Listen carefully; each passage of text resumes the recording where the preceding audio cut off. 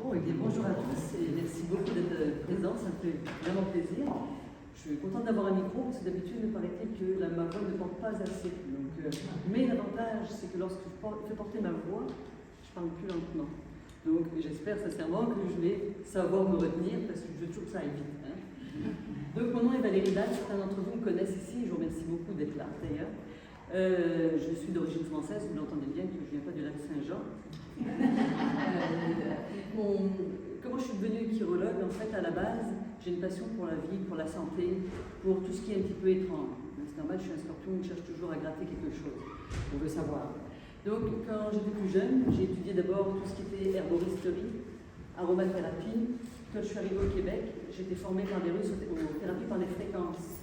D'accord? Après avoir fait une formation en massothérapie. Et j'ai eu un client qui s'appelait John à l'époque, qui était en chaise roulante, en gros. Et en utilisant ma machine à fréquence, au bout de la 6e séance, il s'est mis à marcher. Il était debout. Mais 2 ou 3 jours plus tard, il était à nouveau dans une chaise roulante. John, il avait 53 ans et je crois qu'il avait eu 54 accidents majeurs. Donc vous voyez bien qu'on peut se dire à ce moment-là qu'il y a un petit problème. C'est-à-dire que ça ne venait plus du corps. Ça veut dire qu'il était en lutte, il était en résistance à quelque chose. Et je me suis dit que si je ne m'intéressais pas aux problèmes que les gens ont avec leur âme, eh bien leur corps ne guérirait jamais. Et c'est pour tout le monde pareil. D'accord? Donc c'est toujours le discours que je tiens. Donc je me suis dit qu'il fallait que j'ai un autre outil que la machine pour aider les gens, pour les accompagner dans leur processus de guérison, on va dire ce mot-là, donc on va dire d'équilibre, d'accord?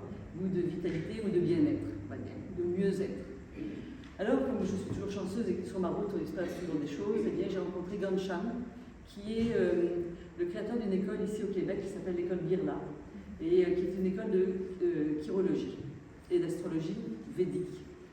Qu'est-ce que c'est que la chirologie et l'astrologie védique? Eh bien, c'est une science très ancienne qui vient des Védas. Vous savez, les Védas, c'est des textes sacrés qui ont été canalisés il y a plusieurs milliers d'années en Inde, en fait. Et de là découle d'ailleurs l'Ayurveda et toutes les branches de l'Ayurveda, tout simplement.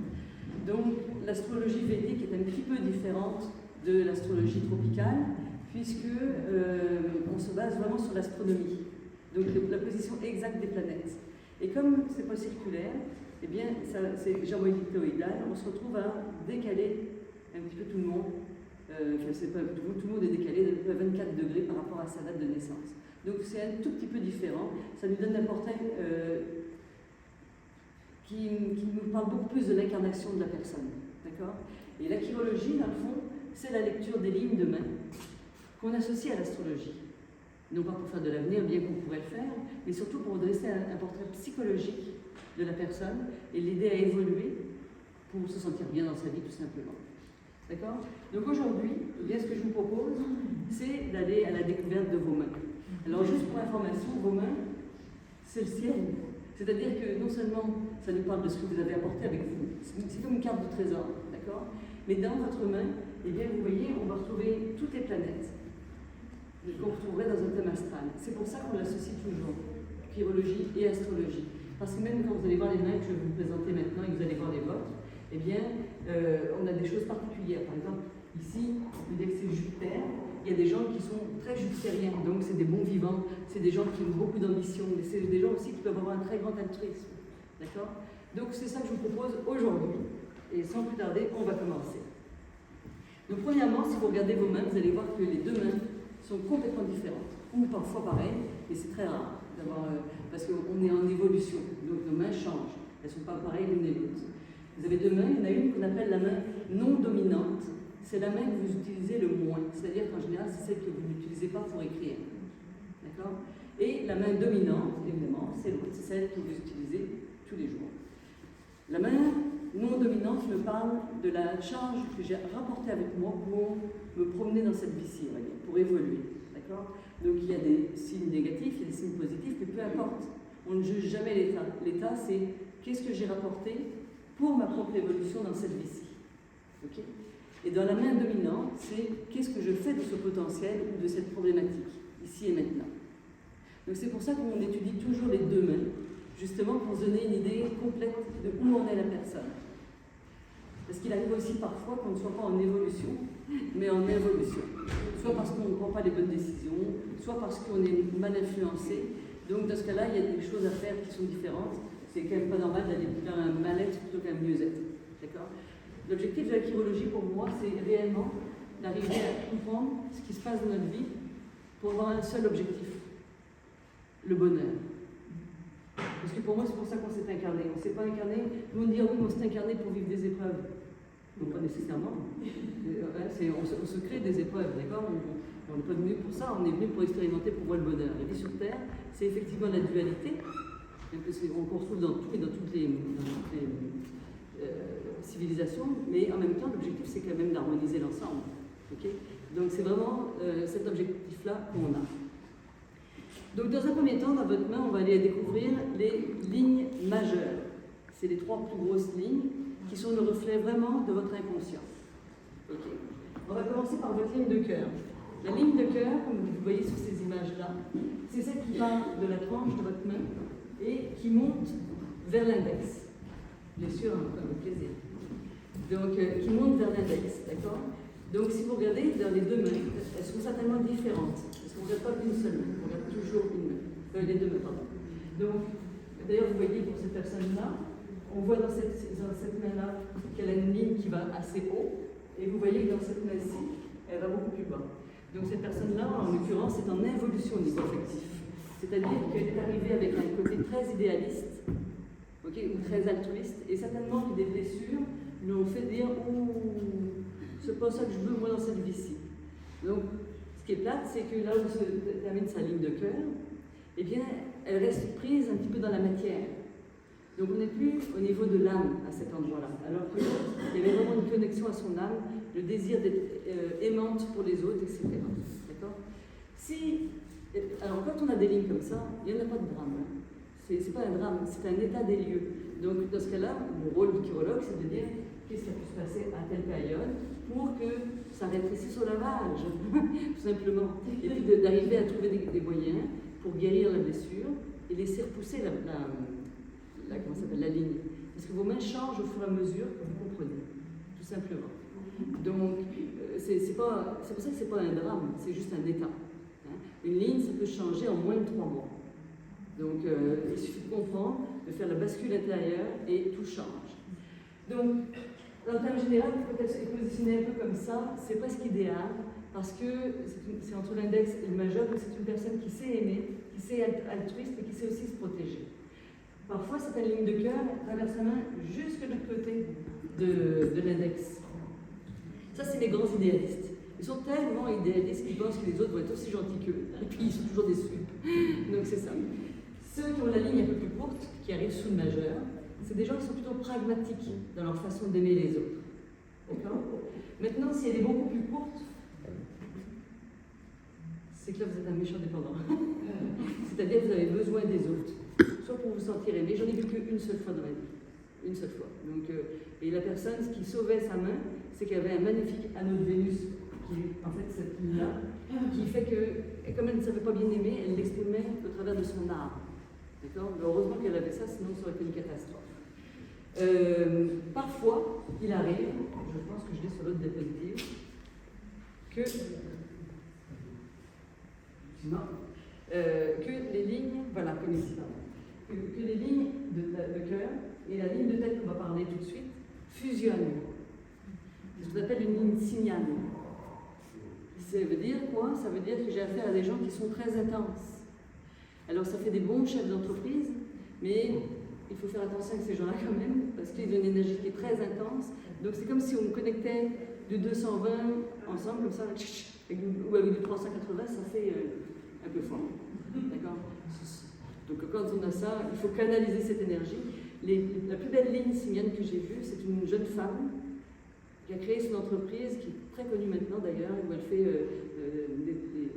comment ça s'appelle ? Des légumes congelés, des trucs comme ça en portions. Et elle a 2 lignes syrianes, mais elle l'a canalisée dans l'expression de son entreprise. Donc ça, c'est super pour elle. Okay. Donc voilà en gros pour notre ligne de cœur. Si vous avez des questions au fur et à mesure, ça me fait plaisir de vous répondre. D'accord ? La deuxième ligne qui est importante, c'est la ligne de tête. Donc la ligne de tête, c'est celle qui part de l'intérieur de la main pour aller vers l'extérieur de la main. Alors, on peut en avoir de toutes sortes. Quand elle est courte, c'est parce que vous avez des gens qui ont besoin d'être dans l'action. D'accord? Vite, vite, vite, il faut que ça aille go, go, go, go, go. Non, on n'y réfléchit pas, là c'est go. Il faut que ça avance. Quand elle est longue, même elle est longue, je veux dire, c'est qu'on est très intelligent. Ça veut dire qu'on est plutôt, comment dirais-je, on va loin dans les affaires, on va plus en profondeur, d'accord? C'est pas mieux ou c'est pas moins bien, c'est différent. Si elle descend comme celle-ci, elle arrive ici, à peu près. C'est ce qu'on appelle la ligne du psychologue. La ligne du psychologue, ça veut dire que j'ai affaire à des gens qui sont à l'écoute des autres, qui savent recevoir les gens tels qu'ils sont, qui savent les écouter. D'accord?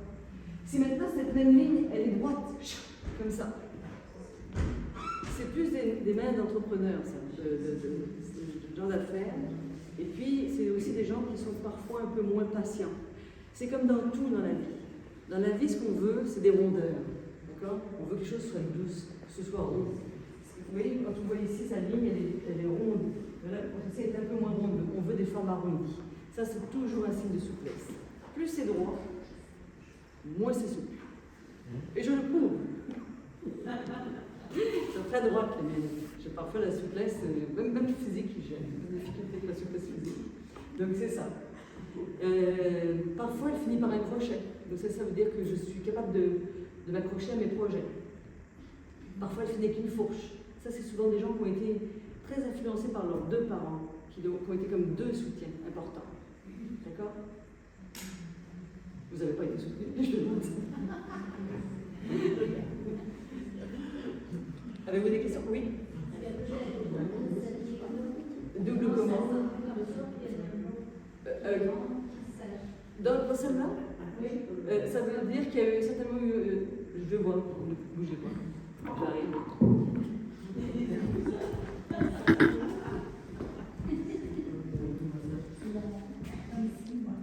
Oui, vous avez ça. Ça veut dire que vous avez deux modes de pensée, deux façons de voir les choses, vous souvenez que vous allez à choisir ce que vous voulez faire. C'est possible. Bon, alors donc c'est ça. À chaque fois que vous avez, mis à part la ligne de vie dont on va parler là, à chaque fois que vous avez des lignes doubles, c'est que c'est ça, il y a soit une dualité, soit il y a quelque chose qui veut changer. D'accord? C'est ça. Finalement, c'est plus compliqué pour vous. Mais vu comme elles sont belles, en même temps, ça veut dire que vous savez quand même vous enligner, parce qu'il y a d'autres lignes qui viennent les appuyer. C'est au moins l'avantage. La ligne de vie maintenant. Ceux qui ont la ligne de vie courte, c'est parce que vous allez bientôt mourir. Non, c'est pas vrai. J'adore le faire, ça. Je le fais à chaque fois. Je vais vous dire pourquoi je le fais à chaque fois, parce que c'est là qu'on voit la différence entre chirologie et chiromancie. Au début de ma pratique, j'ai une dame qui est venue me voir et puis qui m'a dit, j'ai rencontré une chiromancienne il y a 25 ans qui m'a dit que mon conjoint devait disparaître à 50 ans. Et quand j'aurai 50 ans. Je suis ah oui, puis vous avez quel âge? Elle me dit 50. De 25 ans qu'elle pense à ça, c'est presque qu'elle tue son mari. Hein? Non mais je te montre que c'est presque ça, hein? C'est magique. Mais c'est ridicule. C'est ridicule déjà d'avoir dit ça, c'est pas gentil, je trouve. Pendant 25 ans, elle a vécu avec ça. Mais par la même occasion, quelqu'un qui a une ligne de vie courte, en fait, c'est généralement quelqu'un qui a une tendance à se décourager pendant ce qu'il est en train d'effectuer. Donc il y a des conseils à donner à ces gens-là, par exemple, de dire, au lieu de voir un grand projet, de le ramener en tout petit projet. D'accord? C'est juste ça. Et ça fait pousser la ligne très rapidement. Ok? Donc, ce qu'on veut d'une ligne de vie, c'est qu'elle soit bien arrondie. Encore une fois, on veut des choses souples. Quand elle est bien arrondie, ça veut dire que vous savez jouir de la vie. Sans vous mettre trop de pression, sans être trop dur avec vous-même. D'accord? Si elle est en pente, genre, elle coupe comme ça,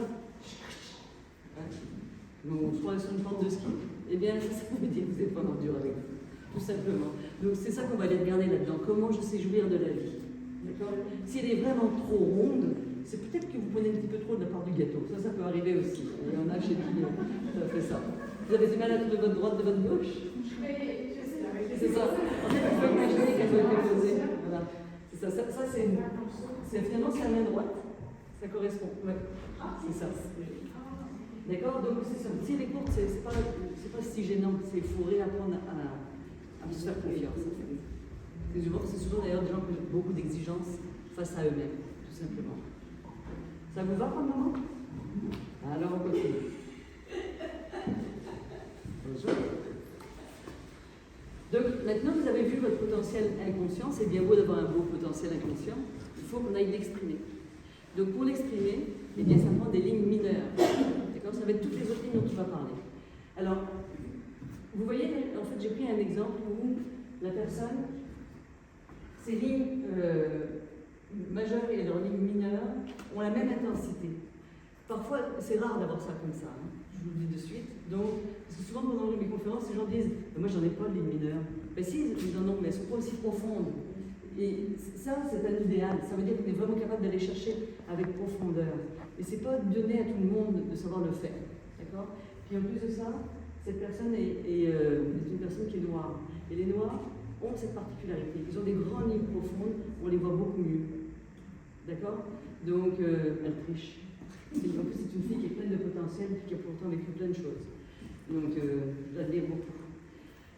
Donc, les lignes mineures, on en a plusieurs. Alors, il y a celle la plus connue, qui est la ligne de destinée. C'est là qu'on dit, ouais, mais ça fait un M, ça veut dire que je suis médium. Non, ça veut dire qu'on s'est focusé. Quand on a une ligne de destinée bien tracée comme là, ça veut dire qu'on est des gens qui savent focuser. D'accord? Malgré tout, on peut en avoir une qui s'arrête, qui reprend à côté, qui reprend à côté. Ça, c'est des changements de carrière, des changements de cap. Okay? Vous avez Valérie Dalle, comme moi, par exemple. Il y en a beaucoup. J'en ai plein des petites filles. Mais c'est ce que j'ai toujours, moi, quand je fais mon curriculum vitae, il faut abattre une forêt complète. J'ai un peu trop souvent changé d'emploi. Donc, en gros, je papillonne. Donc, j'ai beaucoup de mal avec mon focus. Et le fait que j'ai de mal avec mon focus fait que je n'ai pas cette ligne-là. Je commence à en avoir, je suis bien contente. Mais ça démarre après 50 ans, c'est quand même pas mal. Hein. Il m'en aura fallu du temps pour arriver à focuser un peu. Oui, c'est ça. En fait, exactement. Vous avez presque la même d'ailleurs. La ligne, elle part du bas vers le haut, d'accord? Vous avez des lignes qui partent du milieu de la main, hein, au milieu du poignet. Ça, c'est des personnes qui, finalement, ont ramené quelque chose, ils n'ont pas fini quelque chose qu'ils voulaient faire dans une autre vie. Puis, ils viennent le terminer, ou ils viennent le continuer pour le plaisir. Ceux qui ont une ligne qui part plus comme là, c'est des gens qui sont plus, qui ne pourront pas faire un emploi ou faire quelque chose, s'engager dans quelque chose où leur émotivité n'est pas impliquée. Donc, c'est soit des artistes, soit des gens qui ont besoin de choses, d'exprimer leur sensibilité. D'accord? Après, elle peut être de plein d'endroits. Elle peut partir d'ici au milieu. Qui est-ce qu'on a une comme ça? Est-ce que c'est mon anneau? Parce que quand ça part du milieu de la main, on appelle ça la ligne du millionnaire. Ça veut dire qu'à un moment donné, vous avez la manne. Donc si vous avez ça, c'est bien. J'en ai rencontré quelques-uns qui l'ont. Puis ça marche bien dans leurs affaires, mais enfin, tant mieux. Voilà en gros pour la ligne de destinée. Si votre ligne de destinée s'arrête en plein milieu, soit bloquée par une ligne majeure qu'on avait tout à l'heure, que ce soit la tête ou le cœur, c'est souvent des personnes qui ont rencontré une problématique au cours de leur existence et qui les a fait arrêter. Donc il les a découragés complètement. D'accord? Donc généralement on retrouve ça ailleurs dans la main d'ailleurs. Ok? N'hésitez pas si vous avez des questions, sinon je continue. Ensuite on a la belle ligne jaune qui est la ligne d'expression. Très importante celle-ci. La ligne d'expression, elle me montre ma capacité à aller exprimer mon talent intérieur, ce que je suis. Parfois, on n'en a pas une quand même, on en a plusieurs qui sont un peu réduites, comme des quadrillages, des machins comme ça. C'est souvent les gens qui ne sont pas complètement sûrs d'eux ou qui ont un manque d'estime d'eux. Donc ils ne savent pas trop comment s'exprimer, bien qu'ils aient un beau potentiel. Vous avez plus? Vous n'avez pas? Je pense qu'ils en vendent chez Rona. En fait, tout ça, ça se travaille. Quand on n'en a pas, ça se travaille. C'est d'apprendre à oser exprimer ce qu'on est, tout simplement. Donc, les lignes majeures, vous les avez toutes.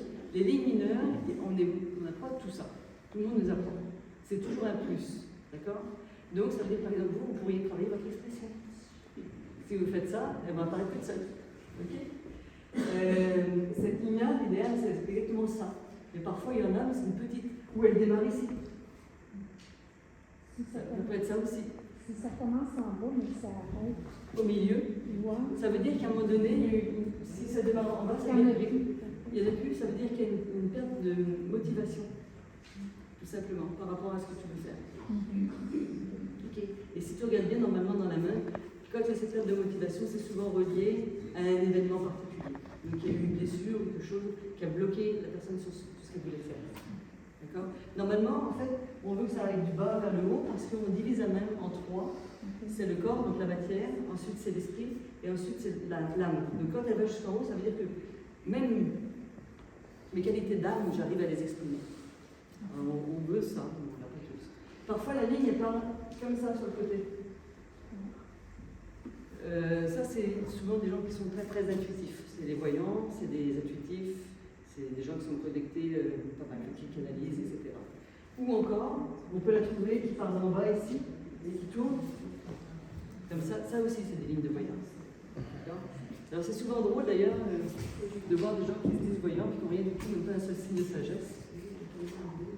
On se demande ce qu'ils canalisent, et ça fait peur. Oui. Si elle est plus exprimée dans la main gauche que dans la main droite. Vous êtes droitière ou gauchère? Gauchère.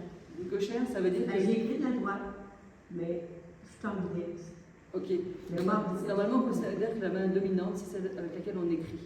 Ah, c'est ça. On va voir ça. Parce que si elle est plus forte, sinon on est comme celle-ci. Ouais. C'est qu'elle est vraiment forte. Puis j'ai écrit de la main droite. Bon, mais ça veut dire que allez chercher votre force pour l'exprimer.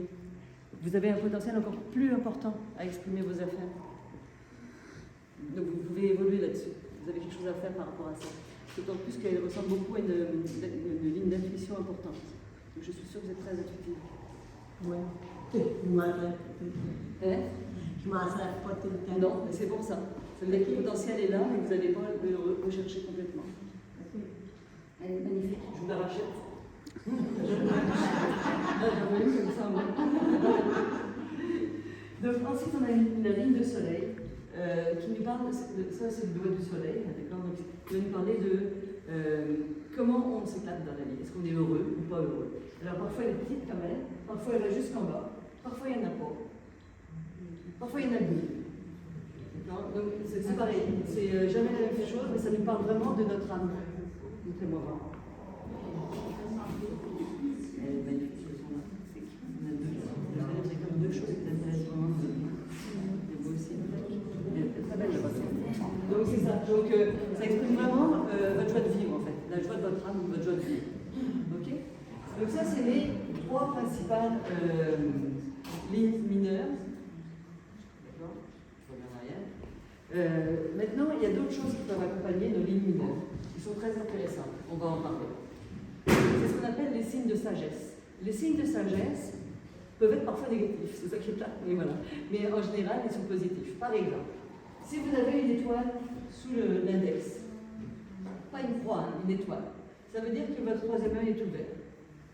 Si c'est une croix que vous avez sous l'index, ça veut dire que vous avez développé un intérêt pour tout ce qui est autour de vous. Donc pas juste Montréal, on va s'intéresser au monde entier en général, aux différentes cultures. D'accord? Si maintenant, je me retrouve avec un demi-cercle ici, ça veut dire que j'ai de grandes capacités à apprendre ou à transmettre. On appelle ça un anneau de Salomon. C'est vraiment le désir d'apprendre. Ok? Qu'est-ce qu'on peut avoir d'autre?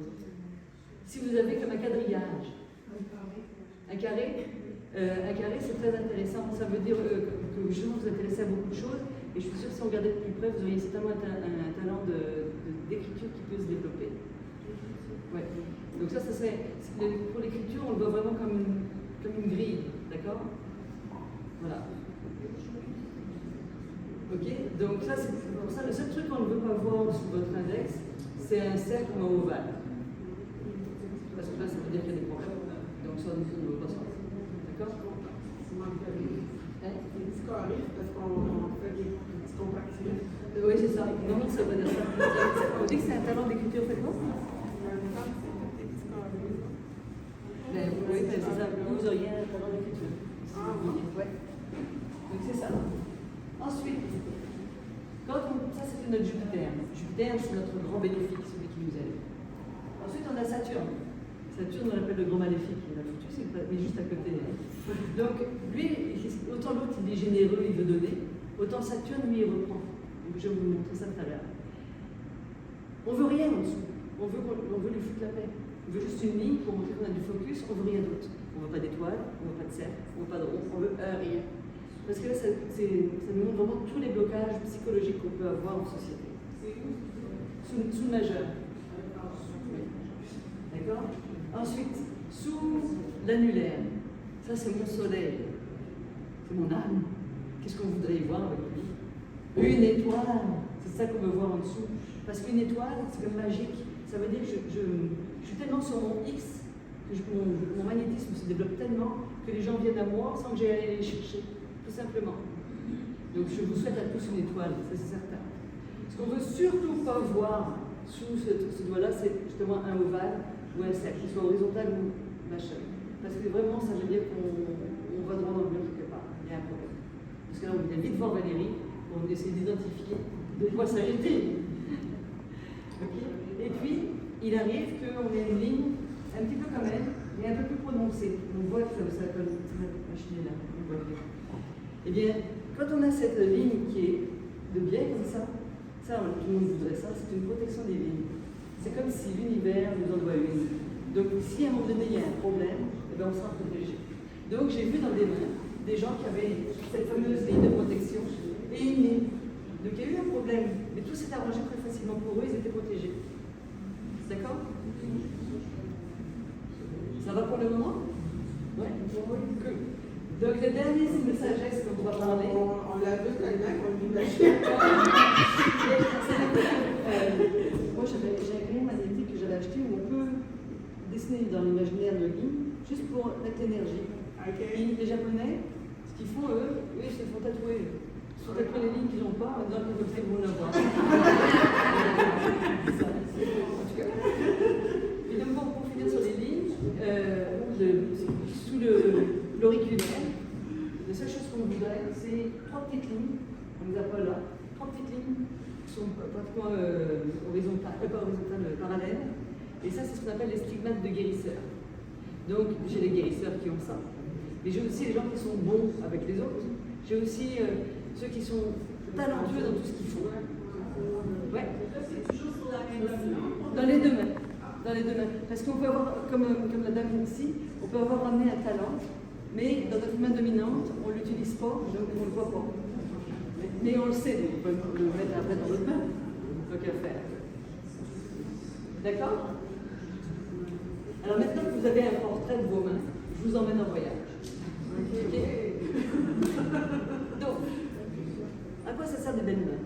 Eh bien, c'est pas compliqué. Au départ, avant de vous incarner, on va dire que vous n'existez pas.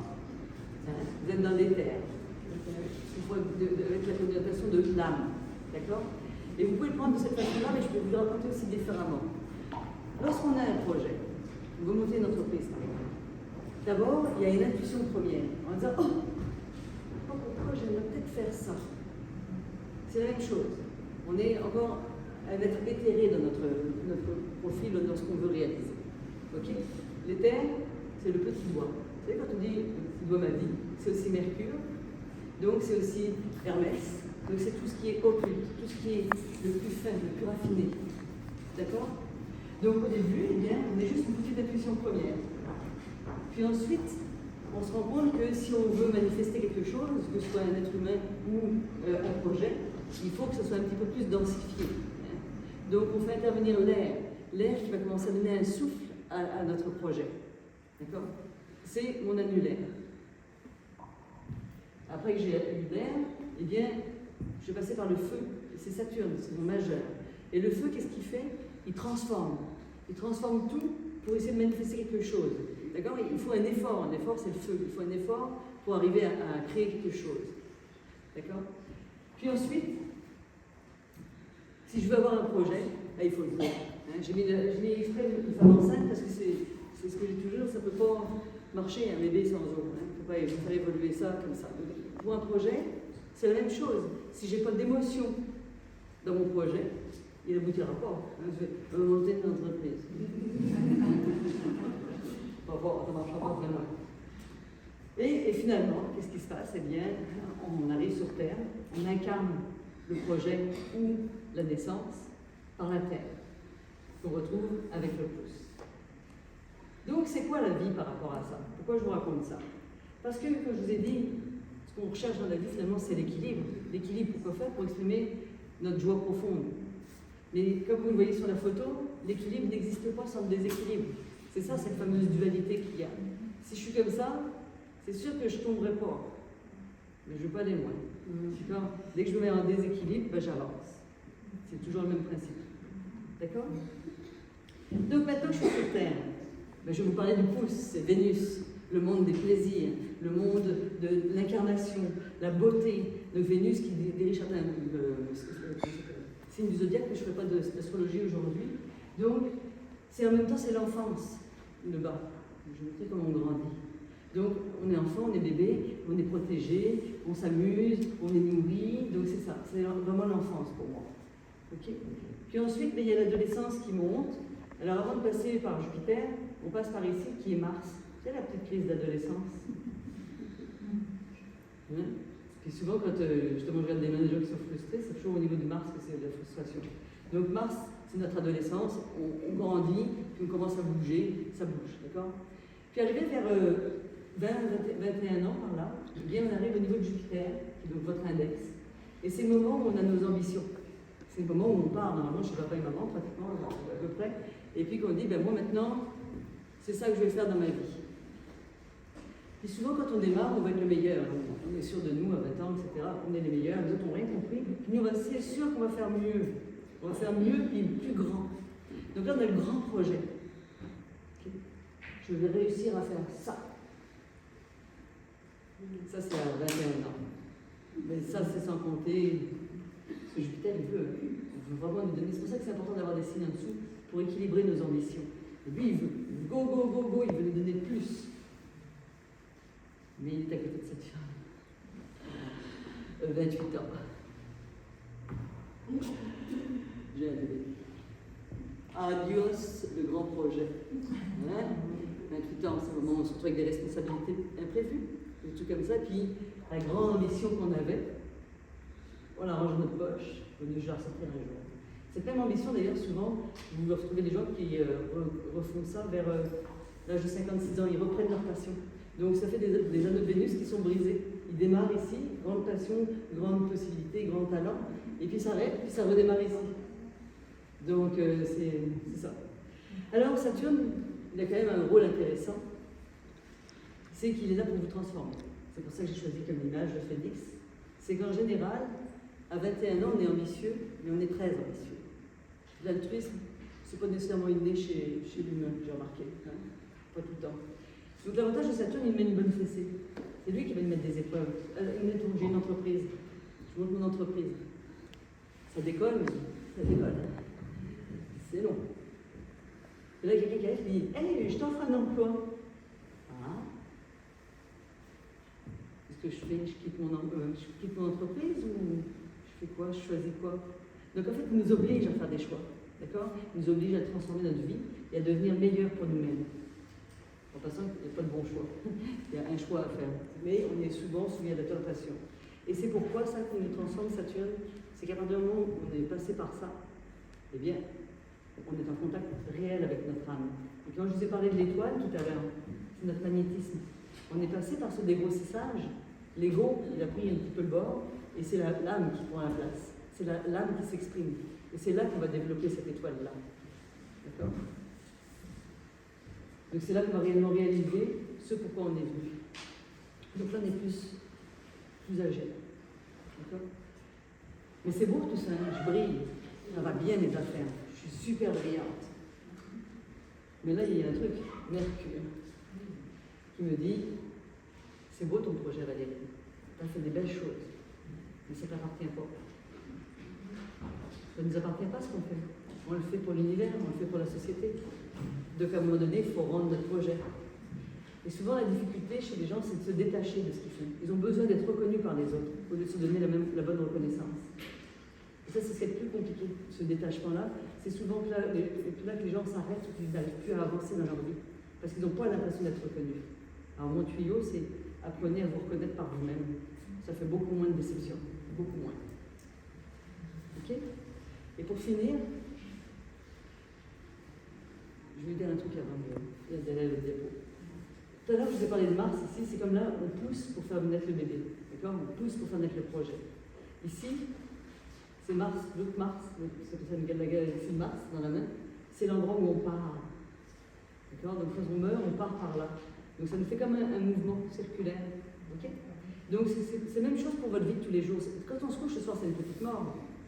Donc c'est ce que je dis toujours en riant. L'avantage de se coucher frustré, c'est qu'on peut se lever frustré. C'est la même chose pour notre mort. Quand on n'est pas en paix, qu'on dit bon, je ne veux rien savoir d'eux, je veux rien savoir d'un. On laisse quelque chose qui n'est pas bon. Et c'est sûr qu'on va se le ramener parce qu'on va vouloir le corriger à un moment donné. C'est l'ego qui réagit, c'est pas l'âme. D'accord? Donc pour finir, ce que je voulais vous dire, parce que souvent on se trompe, surtout actuellement, votre réussite matérielle est au service de votre réalisation intérieure et non pas l'inverse. Pourquoi j'ai marqué ça, c'est que souvent dans la spiritualité, eh bien, on s'enfarge un petit peu là-dedans. À croire que moi je suis spirituelle, je vais gagner plein de fric. C'est pour ça la vraie truc, c'est de dire, parce que mon magnétisme est là, ça vient à moi, pour que je puisse encore plus me développer et encore plus redonner sous une autre forme. Alors c'est ce qui conclut ma conférence de ce jour. Je suis juste dans les temps. Parfait. Donc c'est ça, si vous voulez bien me voir, je suis au kiosque numéro 6. Je fais des mini-consultations sans prise d'empreinte, mais je propose également des consultations avec prise d'empreinte, et dans ce cas-là on fera un rendez-vous Zoom. Dans ce cas-là on fait astrologie et chirologie. Et puis sinon, ça me fait plaisir de vous voir me visiter au kiosque. Voilà. J'ai aussi, pour le début d'année prochaine, une formation d'initiation à la chirologie qui va se faire par Zoom et qui est organisée par un réseautage dont je fais partie.